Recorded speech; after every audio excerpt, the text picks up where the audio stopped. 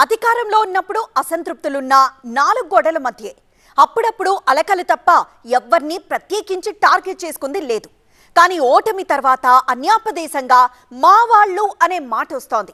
చిన్నా చితగా నాయకులు ఎవరో అంటే ఏదో ఫ్రస్ట్రేషన్లో అనుకోవచ్చు. కానీ మొన్న ఆయనైనా ఇప్పుడు ఈయనైనా ఆ ప్రస్తావన తేవడంతో కొంతమందికి ఎక్కడో డౌట్ కొడుతోంది. అయిన వాళ్లే వెనక గోతులు తవ్వుతున్నారా? సొంత పార్టీ నేతల్ని వారు అనుమానిస్తున్నారా? ఆ సెన్సేషనల్ కామెంట్స్ వెనక ఫ్యాక్ట్స్ ఏంటి? గోతులు తవ్వుతున్నదెవరు? దుష్ప్రచారం చేసిందెవరు? బాంబులై పేలుతోన్న డౌట్లు. కాకతాళీయం కావచ్చేమో గాని 4 రోజుల వ్యవధిలో ఇద్దరు నేతలు ప్రత్యర్థులపై ఆవేశంలోనో ఆక్రోశంతోనో మాట్లాడుతూ మధ్యలో నోరు జారారు. తమపై బురద జల్లుతోన్న రాజకీయ ప్రత్యర్థులపై నిప్పులు చెరుగుతూనే మా వాళ్లనే మాట కూడా వాడేశారు. ఏదో పొరపాటున అన్నారనుకోవడానికి లేదు. ఎందుకంటే ఇద్దరికిద్దరు సీనియర్లే. ఇద్దరు పార్టీ అధిష్టానానికి బాగా కావలసిన వాళ్లే. ఆచితూచి మాట్లాడే అనుభవజ్ఞులే. అలాంటి వారే అలా అన్నారంటే నిజంగానే పార్టీలో సొంత మనుషులే వారిని ఇబ్బంది పెట్టాలనుకున్నారా?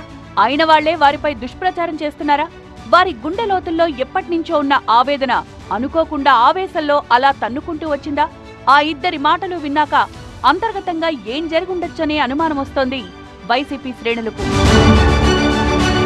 ఒకరేమో పార్టీలో ఓ దశలో నెంబర్ 2గా చలామణి అయిన నాయకుడు. రాజకీయాల్లోకి రాకముందు నుంచే అధినేతతో సాన్నిహిత్యమున్నవారు. రాజ్యసభ ఎంపీగా ఢిల్లీలో చక్రం తిప్పిన సీనియర్. రీజనల్ కోఆర్డినేటర్ గా, ట్రబుల్ షూటర్ గా పార్టీ వ్యవహారాలెన్నో చక్కబెట్టిన విజయసాయిరెడ్డి పార్టీ ఆదేశాలను శిరసావహించి పార్టీలోకి తాను తీసుకొచ్చిన మిత్రుడిపైనే నెల్లూరు పార్లమెంటు స్థానంలో తలపడ్డారు. అలాంటి నాయకుడు ఓ మహిళ విషయంలో తనపై జరుగుతోన్న దుష్ప్రచారంతో తీవ్ర ఆవేదనకు గురయ్యారు. కొందరిని తీవ్రంగా హెచ్చరిస్తూనే దీన్నంత తేలిగ్గా వదల్ను అంటూనే అదే ఫ్లోలో అనుకోకుండానో కొందరికి తెలియాలనో అలా అనేశారు. ఎవరైతే ఈ నిరాధారమైన ఆరోపణలు చేశారో, ఎవరైతే నా పేరు ప్రతిష్టలు దెబ్బతీసేదానికి ప్రయత్నించారో, వాళ్ళు ఎంత పెద్దవాళ్ళైనా, ఏ పార్టీకి చెందినటువంటి వాళ్ళైనా, అది మా పార్టీలో వాళ్ళైనా కావచ్చు, అధికార పార్టీకి సంబంధించినటువంటి వాళ్ళైనా కావచ్చు, వదిలే ప్రసక్తే లేదు అని నేను ఘంటాపదంగా చెప్తా ఉన్నా. విజయసాయిరెడ్డి అలా ఎందుకన్నారనే చర్చ కంటే ముందు పార్టీలో ఇలాంటి వ్యాఖ్యలనే చేశారు మరో సీనియర్ బాలినేని శ్రీనివాసరెడ్డి. ఓటమి తర్వాత కాదు, పార్టీ అధికారంలో ఉండగానే బాలినేనిపై ఎన్నో ప్రచారాలు జరిగాయి. పార్టీకి రాజీనామా చేస్తారని, ఫలానా పార్టీలోకి వెళ్తారని ఆయనపై పుకార్లు షికారులు చేశాయి. వాస్తవానికి కొన్ని విషయాల్లో అధిష్టానం నిర్ణయాలతో బాలినేని విభేదించారు. తన అసంతృప్తిని కొన్ని సందర్భాల్లో బాహాటంగానే వెళ్లగక్కారు. అసెంబ్లీ ఎన్నికల్లో తన ప్రమేయం లేకుండానే ఇన్ఛార్జీలను మార్చడంపై కినుక వహించారు. చివరికి తన సిట్టింగ్ సీటును కదపకపోవడంతో కొంత రాజీపడ్డారు. ఓటమి తర్వాత మనస్తాపంతో ఒంగోలు వీడిన బాలినేని గ్యాప్ తర్వాత తిరిగొచ్చి ప్రత్యర్థుల్ని టార్గెట్ చేశారు. టీడీపీ ఎమ్మెల్యే దామచర్ల జనార్దన్ పై తీవ్ర స్థాయిలో విరుచుకుపడుతూనే సొంత పార్టీలో కూడా తనకు చేదు అనుభవాలున్నాయని బరెస్ట్ అయ్యారు బాలినేని. నాకు ఇదిగో చెప్తున్నా, మా పార్టీలో కూడా అన్యాయం జరిగింది, అది కూడా చెప్తున్నా, అది కూడా బయట పెడతా. ఏం జరిగినాయి అని కూడా అన్ని రకాలుగా ఇబ్బంది పడ్డాను. ప్రజలకు తెలియాలా, వీళ్ళు మా పార్టీ వాళ్ళు అతను కలిసి ఆడిన నాటకాలు, ఈ రకంగా ప్రచారం చేయటం, సోషల్ మీడియాలో ప్రచారం చేయటం, ఇవన్నీ కూడా బయట పెడతా. ఏందో నేను అన్నిటికీ, నాకు రాజశేఖర్ గారి మీద ఉన్న ప్రేమతోటి నేను అన్నిటి కూడా ఓర్చుకున్నా. బాలినేని కేవలం వైసీపీ నాయకుడే కాదు, అధినేతకు బంధువు కూడా. అలాంటి వ్యక్తి వైసీపీ అధికారంలో ఉండగానే పార్టీలో కొందరి తీరుపై అసంతృప్తి వ్యక్తం చేశారు. తన జిల్లా వ్యవహారాల్లో వేలు పెట్టడాన్ని తప్పుపట్టారు.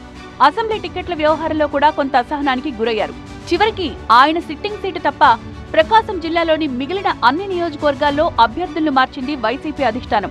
మాగుంట శ్రీనివాసులరెడ్డికి ఎంపీ టికెట్ ఇచ్చేందుకు చివరిదాకా అధిష్టానంతో కంటికి కనిపించని యుద్ధమే చేశారు బాలినేని. ఓ దశలో మాగుంట వ్యవహారంలో పార్టీతో తెగదెంపులు చేసుకుంటారేమో అని కొందరు ఆందోళన పడ్డారు. మొత్తానికి చెప్పాల్సింది చెప్పాను, ఇక మీ ఇష్టం అంటూ బాలినేనే ఓ మెట్టు దిగి మెత్తబడ్డారు. తన ఓటమితో పాటు పార్టీ అధికారంలో కోల్పోయాక కొన్నాళ్లు సైలెంట్ గా ఉన్న బాలినేని మళ్లీ నోరు విప్పారు. తన వ్యాఖ్యలతో పార్టీలో పెద్ద చర్చే పెట్టారు. ఎవరు క్యారెక్టర్ ఎట్లా ఉంటుందో ఎవడెవడు కూడా అందరూ తెలుసు. నాకు పార్టీ, ఇప్పుడు నేను మంత్రి పదవిని వదులుకున్నాను. నాకు పార్టీ, నా స్వార్థం ఎప్పుడు చూసుకోలేదు. నేను నా వాళ్ళనుకున్న నా వాళ్ళు ఎప్పుడు నేను చేయగలిగిన సహాయం చేశాను తప్ప ఎవ్వరి దగ్గర ఒక రూపాయి నేను ఆశించలే. ఇంత దుర్మార్గంగా వ్యవహారంగా చేస్తే మటుకి ఉపేక్షించేది లేదని కూడా తెలియజేసుకుంటా ఉన్నా.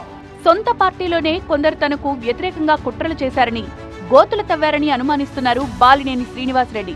సోషల్ మీడియాలో దుష్ప్రచారం వెనుక కూడా సొంత పార్టీ మనుషుల ప్రమేయం ఉందని ఆయన డౌట్.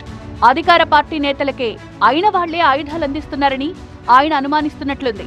ఎన్నికలకు ముందు పార్టీ మారతారనే ప్రచారం ఓటమి తర్వాత కూడా కొనసాగుతుండటంపై బాలినేని అసహనంతో ఉన్నారు.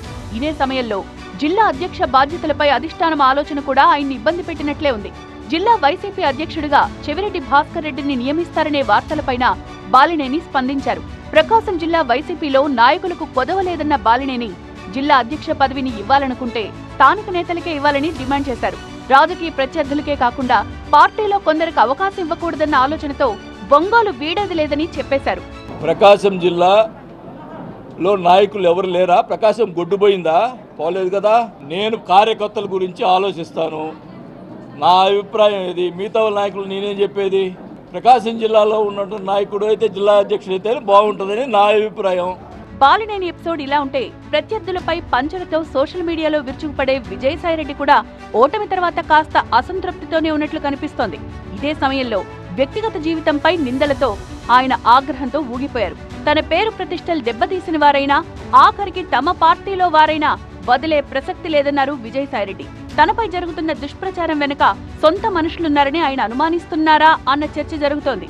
ఇద్దరు సీనియర్ల అనుమానాలేమో గాని కంటికి కనిపించకుండానే తెర వెనక ఏదో జరిగే ఉండొచ్చని క్యాడర్లో చర్చ అయితే జరుగుతోంది.